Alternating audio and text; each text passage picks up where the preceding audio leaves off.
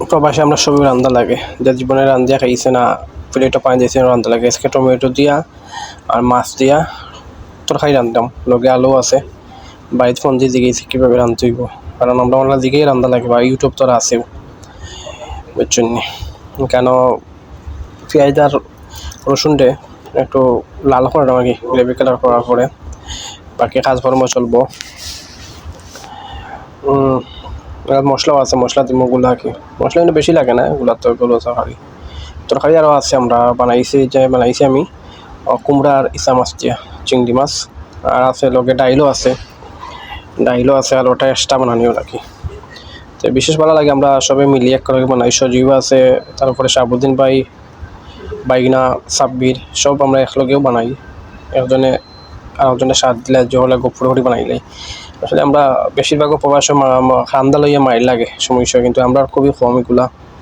আমরা সবার আন্তরিকতা বেশিতে আছে, এখন আমরা একজনের সাহায্য করি বানাইলে সমস্যা নাই।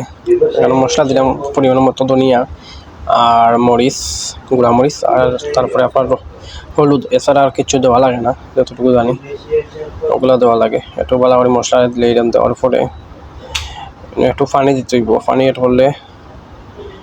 হলে জ্বলতো না, নাইলে তো মুড়ো ধরিয়ে জ্বলি দিব, গন্ধ করবো। এখানে পানি এড করলাম।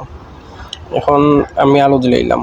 আলু দেওয়ার কিছু সময় পরে যখন দেখুন আলু এটা এখন 50% সিদ্ধ হয়েছে, তখন যদি দিলাম টমেটো দিলে কারণ একলগে আলু আর টমেটো দিলে সমস্যা, বা ভাতও রাঁধলে এইটা মানে তাড়াতাড়ি আমরা সব কাজ ভাত রান্ধাত পাইছো ফরাত ভাইয়ে বড় শেফ এও আছে লগে সব। পানিও দিলাম দিয়ে একটু আলুরে সিদ্ধ হয়ে গেলে তারপরে টমেটো দিলাম। প্রবাসও যে প্লেট দইয়া খাইছে না, এও ইয়া জো করা লাগে, রান্না লাগে, খুবই কঠিন। বাস আসলে দেশে যারা আমরা কাম কিচ্ছু করছি না, এরা করা লাগে প্রবাসও রান্না করা লাগে, এটাই বেশি কষ্ট করে রান্না। এখন আমরা টমেটো দিলাম, টমেটোটা দেওয়ার পরে অল্প কিছু পানি দিয়ে আর একটা সময় সিদ্ধ হইব। টমেটো যখন আর 50% সিদ্ধ হয়ে গেলে তারপরে মাছ দিলাম। তো এটা মিক্সার দিয়ে ওরা মাছও ভাঙতো নাই। এখন একটা সময় অপেক্ষা করতে হইব 15-20 মিনিট। কাঁচামরিচও দিলাম, পানি দিয়েছি, তাহলে মুড়ো ধরতো না ওরিয়া একটা সময় রাখছি।